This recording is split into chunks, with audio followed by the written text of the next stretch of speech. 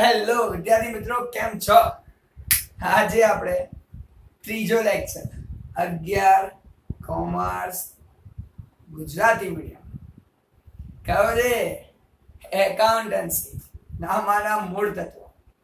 Yes, આજે નામાના મૂળ તત્વોની અંદર આપણે આગળ ભણવાનું છે, ડિટેલમાં ભણવાનું છે. અત્યાર સુધી જે આપણે ભણ્યા એ શું ભણ્યા? નામા પદ્ધતિ, હિસાબી પદ્ધતિ કોને કહેવાય, લક્ષણો શું, એ વસ્તુ આપણે ભણ્યા. હવે આપણે શું કરવાનું છે? આગળ જવાનું છે અને આગળ વસ્તુ સમજવાની. હવે ખરેખર એનો ઉપયોગ કરીને આપણે શું કરીશું, કેમ બનાવવાનું, એ વસ્તુ શીખવાની છે. તો જોઈએ, તમને લોકોને આપી છે હિસાબી પદ્ધતિના હેતુઓ. પહેલો હેતુ, કેમ હિસાબો રાખવાના, તો રાખવાના કેમ, ના લખીએ ના ચાલે. અને બીજો ટોપિક રાખવાનો છે આપણે હિસાબી પદ્ધતિના ફાયદાઓ. તો એક છે હિસાબી પદ્ધતિના હેતુઓ અને હિસાબી પદ્ધતિના ફાયદાઓ. હવે એક વસ્તુ ધ્યાન રાખજો, હંમેશા એક વસ્તુ હંમેશા ધ્યાન રાખજો. સાહેબ શું ધ્યાન રાખવાનું છે? હંમેશા આ બંને એકબીજા સાથે જોડાયેલા, એટલે કમલ સર આ બંને એક સાથે લીધા છે. જો આ તમને લોકોને હેતુ આવડી જાય એટલે એનો હિસાબી પદ્ધતિના ફાયદા પણ આવડી જાય. સિમ્પલ છે. આપણે કોઈ પણ વસ્તુ કરવાનો હેતુ શું, અને જો એ થઈ જાય તો એને કહેવાય ફાયદો. એના માટે તો કરતા હતા, તો જે ઈચ્છીએ એ થઈ જાય એને કહેવાય ફાયદો. તો અહીંયા હેતુ છે કે આવું બધું થવું જોઈએ અને આ બધું થઈ જાય તો એને કહેવાય હિસાબી પદ્ધતિના ફાયદા. દરેક વસ્તુમાં એવું જ હોય, જે આપણો હેતુ હોય ને એ હેતુ જો સિદ્ધ થઈ જાય તો એ ફાયદો થઈ ગયો. આપણો હેતુ સિદ્ધ થઈ ગયો, મજા આવી ગઈ, ફાયદો થઈ ગયો. એ જ હોય, જે હેતુ હોય એ જ ફાયદાઓ હોય. એટલે જો આ મજબૂતાઈથી આવડી ગયું તો આ પણ આવડી ગયું, સમજી જવાનું. માટે કમલ સર આજ સુધી એક જ ટોપિક લે છે. અહીંયા કેમ સાહેબ બે ટોપિક? કારણ કે બંને એકબીજા સાથે જોડાયેલા છે. કરીએ શરૂઆત આગળ, મજા લઈએ. પહેલી વાત, હિસાબી પદ્ધતિના હેતુનો પહેલો હેતુ આ લોકોએ આપ્યો છે કાયમી નોંધ. સર કાયમી નોંધ કેવી રીતે? કાયમી નોંધ એટલે તો સમજો, એક વખત મેં હિસાબ રાખ્યો, લખી નાખ્યો ચોપડાની અંદર. અથવા ના સર, ચોપડા ને આપણે કોમ્પ્યુટરનો જવાનો, કોમ્પ્યુટરમાં લખી નાખ્યું તો કાયમ માટે સેવ થઈ ગયું. હવે જ્યારે જોઈએ ત્યારે વાપરી શકાય, સેવ તો થઈ ગયું ને.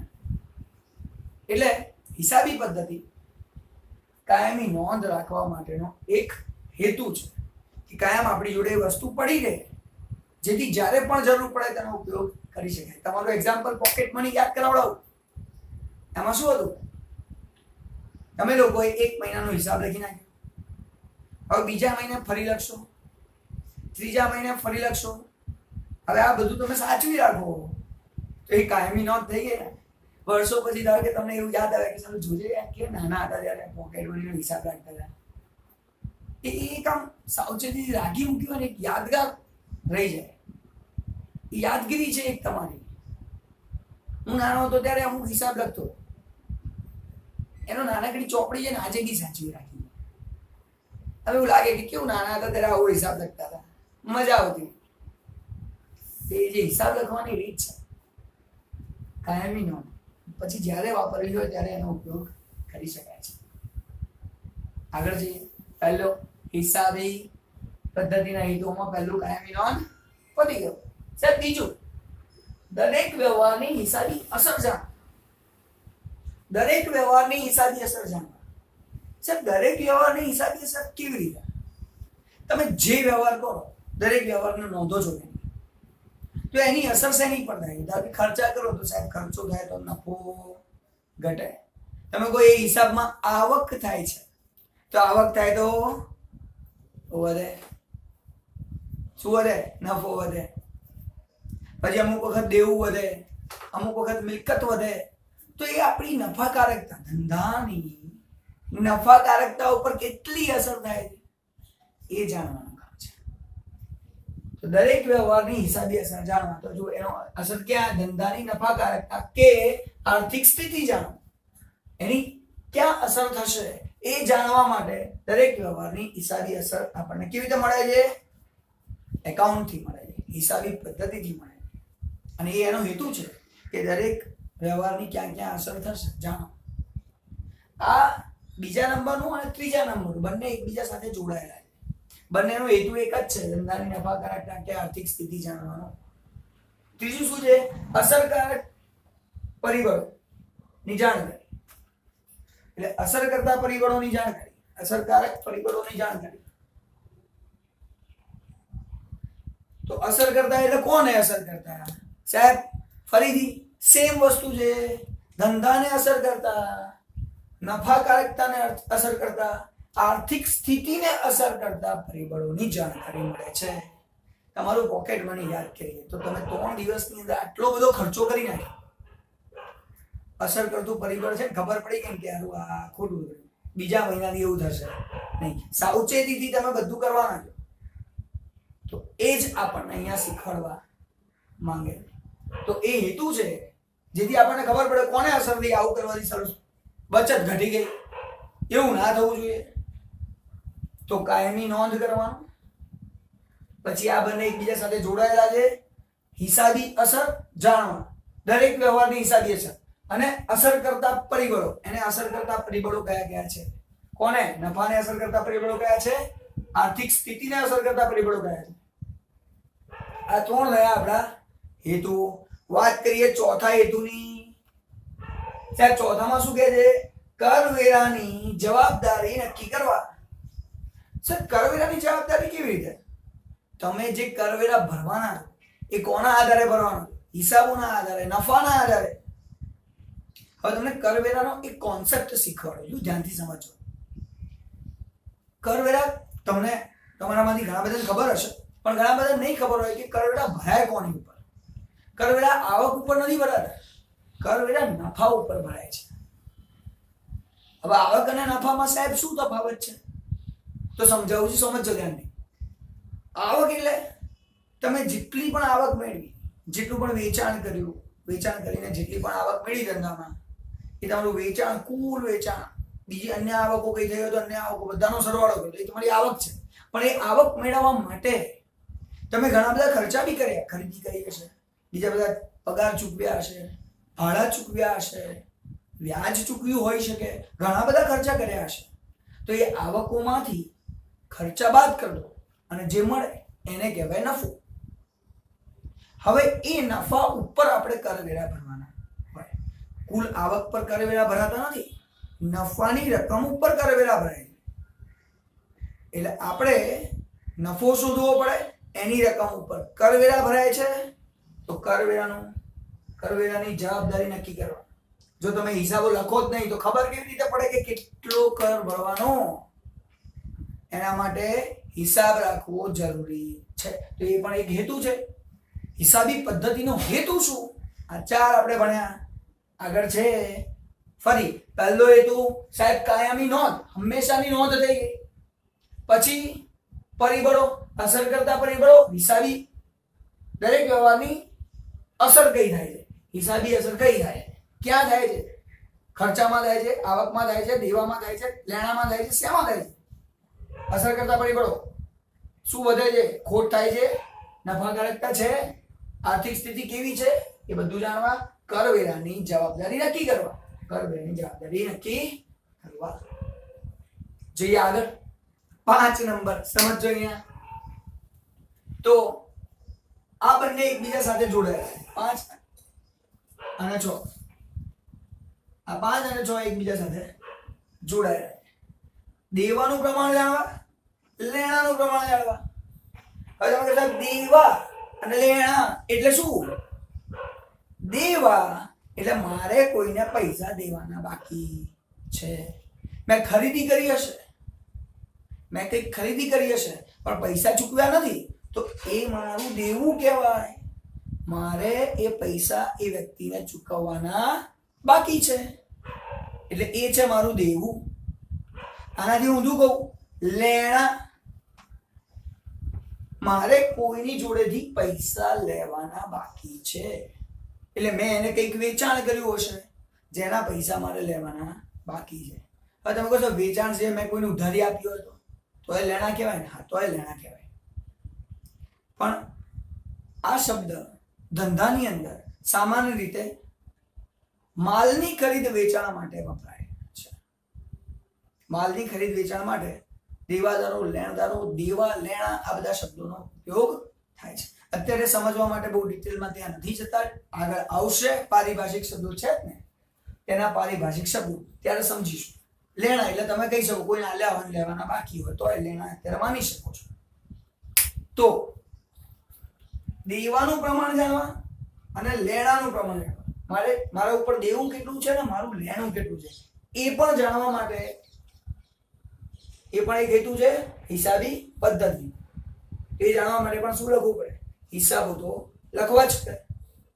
તો આ બંને જોડાયેલા છે, આ બંને જોડાયેલા છે, કારણ કે બંનેમાં છેલ્લી વાત તો એ જ કહેવા માંગે છે આ બે અને આ બે એક છે દેવું એક લેણું એટલે બીજા સાથે જોડાયેલા કહેવાય. સિમ્પલ. આગળ જઈએ. ખાસ ધંધાની નફાકારકતા માપવા.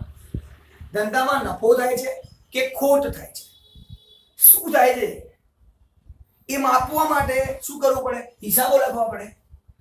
તમારી પોકેટ મનીમાં તમારું ખિસ્સા ખર્ચની અંદર બચત કેટલી એને જો સમજવું હોય સારી રીતે લખવું પડે. બચત 10 રૂપિયા તે શું છે?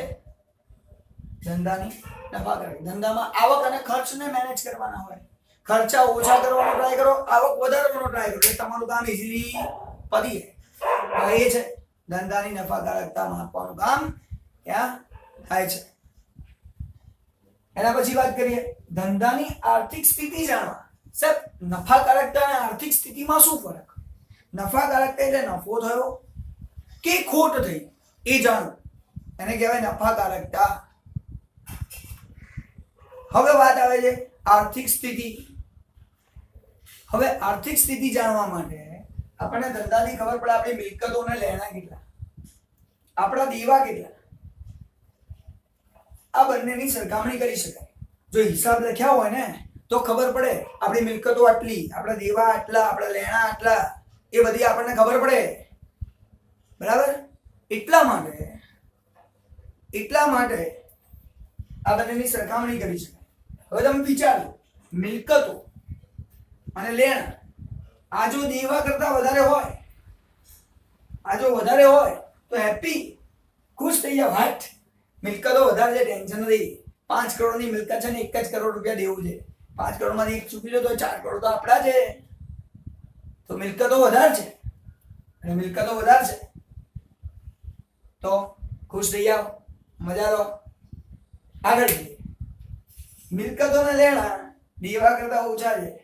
ચલો 5 કરોડની મિલકત છે 7 કરોડ ચૂકવવાના છે, ક્યાંથી ચૂકવીશું? રડવાનો વારો આવે. આ જે પરિસ્થિતિ છે એ કેવી રીતે ખબર પડે? હિસાબો વખત ખબર પડે. નહીં તો મજામાં જોઈએ આપણે, દેવું તો જોઈએ જ નહીં. 5 કરોડ પડ્યા છે, 5 કરોડ પડ્યા છે, એટલું ધ્યાન જ ના હોય, 7 કરોડ ચૂકવવાના છે.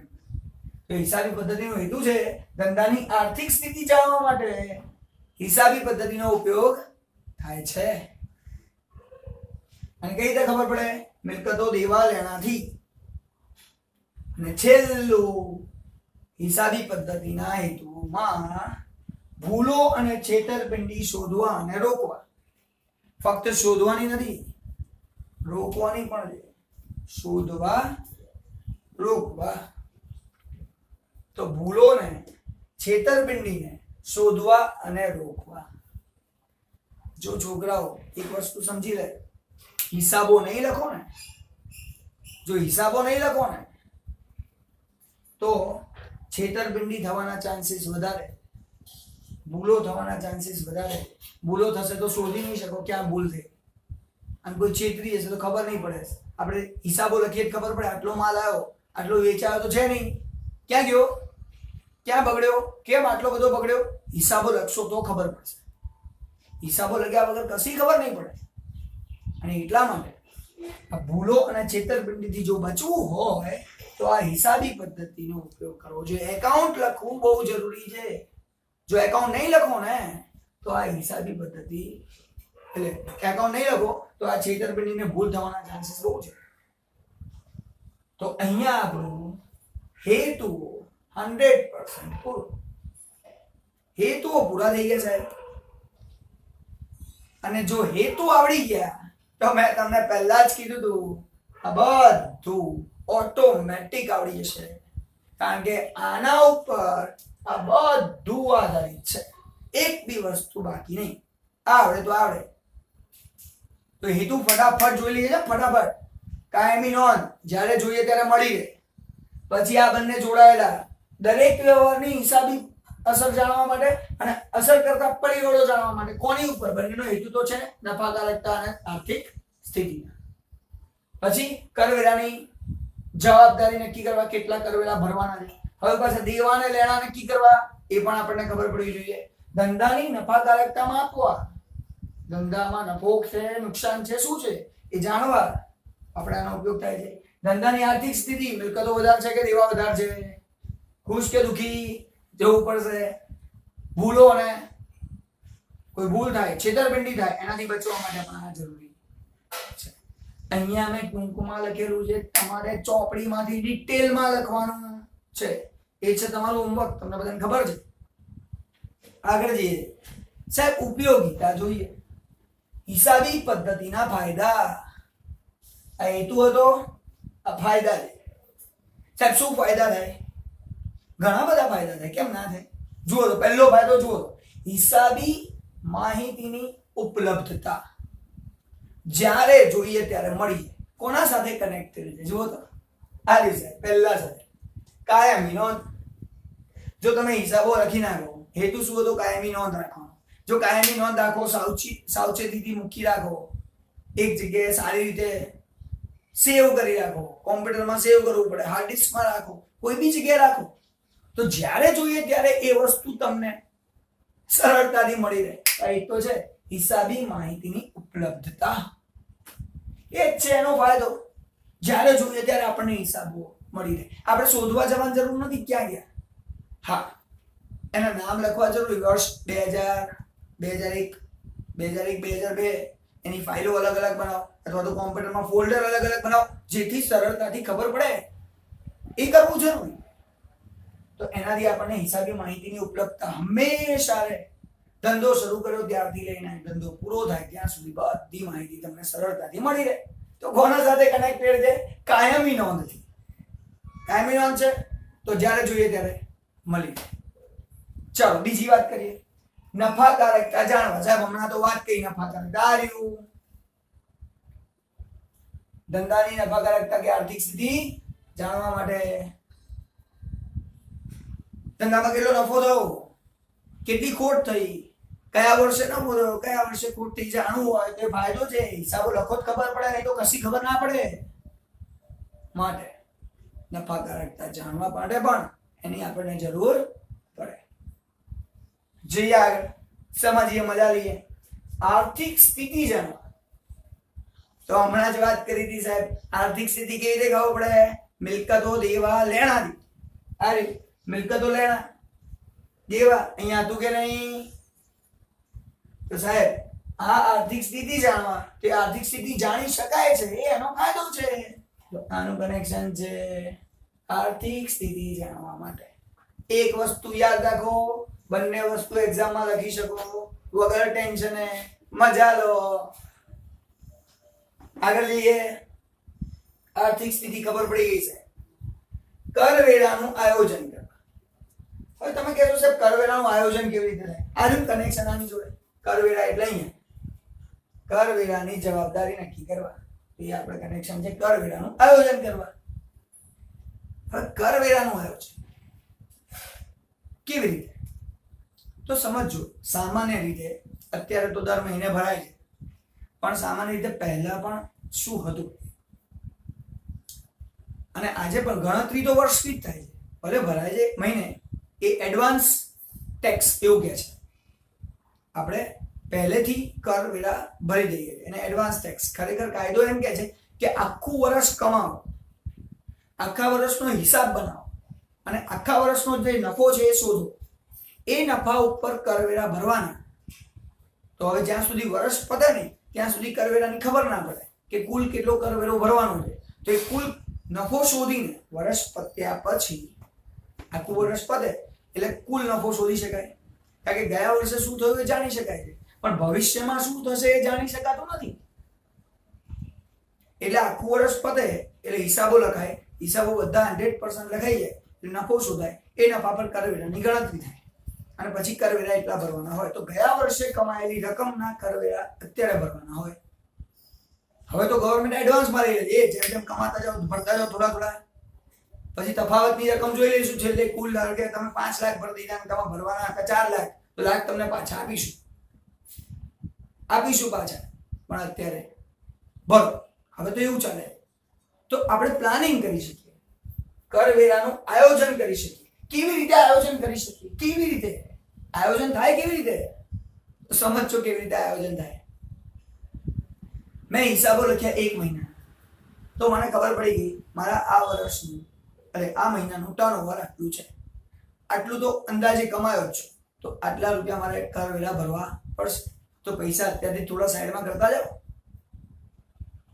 બીજા મહિના પછી બીજા પૈસા થોડા સાઈડમાં કરો. જો બધા ખર્ચી નાખશો તો વર્ષ પતિએ એટલા બધા પૈસા જોઈશે. જો સાઈડમાં નહીં કર્યા હોય તો બધા જોડે ચૂકવવા પડશે, અને એવી પરિસ્થિતિ ના આવે એટલા માટે આ કરવેરાનું આયોજન કરવું પડે. અને કરવેરાનું આયોજન એ ફાયદો કેમ છે? આપણે આવો ફાયદો કેમ મળે? જો હિસાબો લખો તો. હિસાબો ના લખો તો કશી ખબર પડે નહીં. સમજી લેજો આ વાત. જઈએ આગળ. ચાલો, આયોજન પદ્ધતિ. ધંધાનું મૂલ્યાંકન કરવા.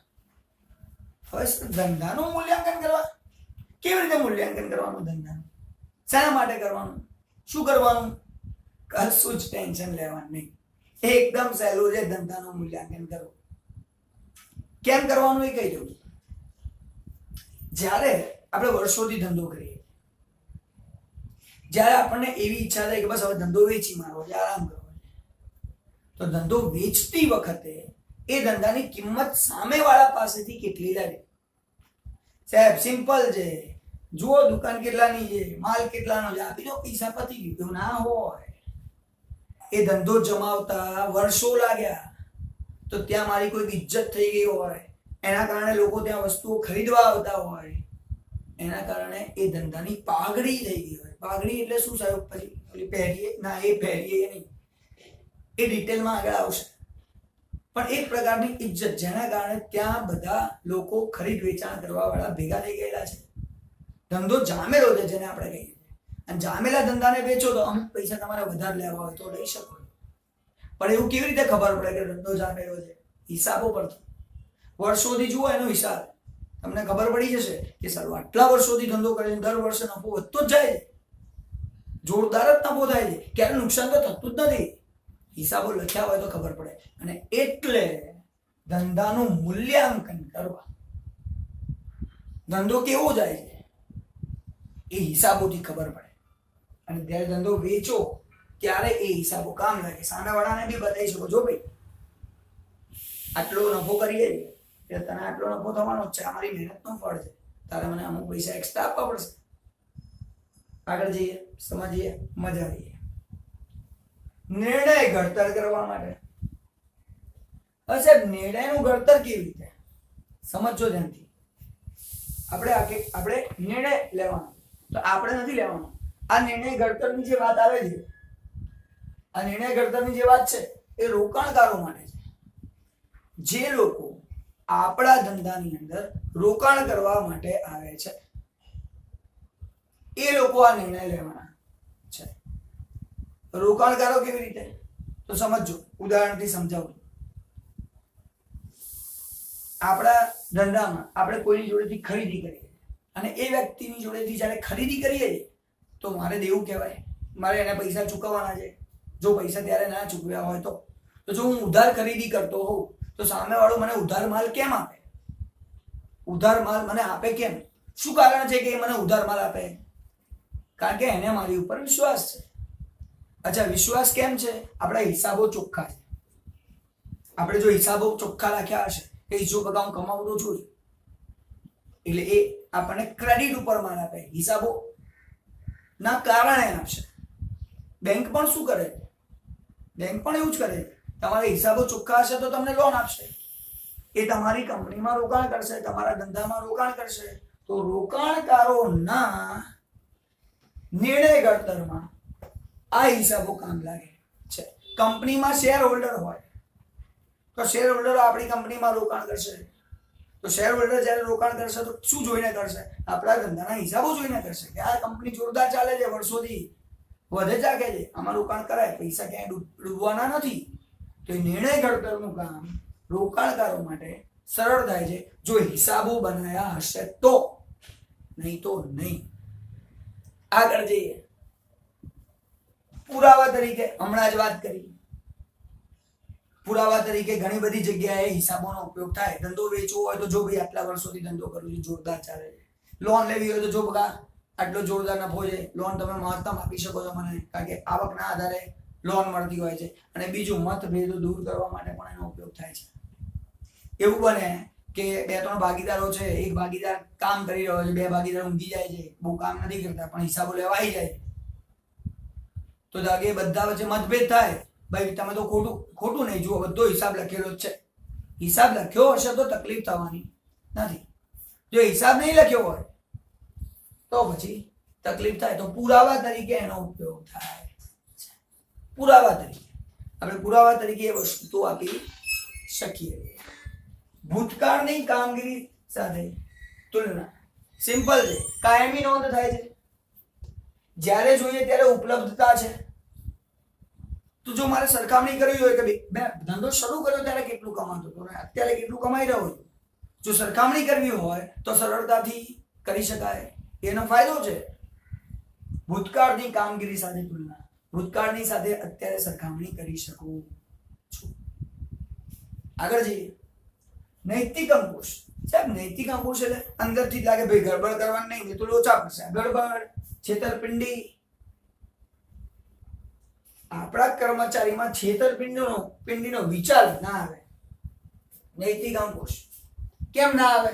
રોજ હિસાબ માંગો છે, ભાઈ આજનો હિસાબ લાવજે. છેતરપિંડી કરવાનો વિચાર આ તો સાહેબ રોજ માંગે રહેવા દે, આપણે માંગતા જ ના હોઈએ હિસાબ. તું ટેન્શન ના લઈશ કે વર્ષે એકવાર આવજે પતી.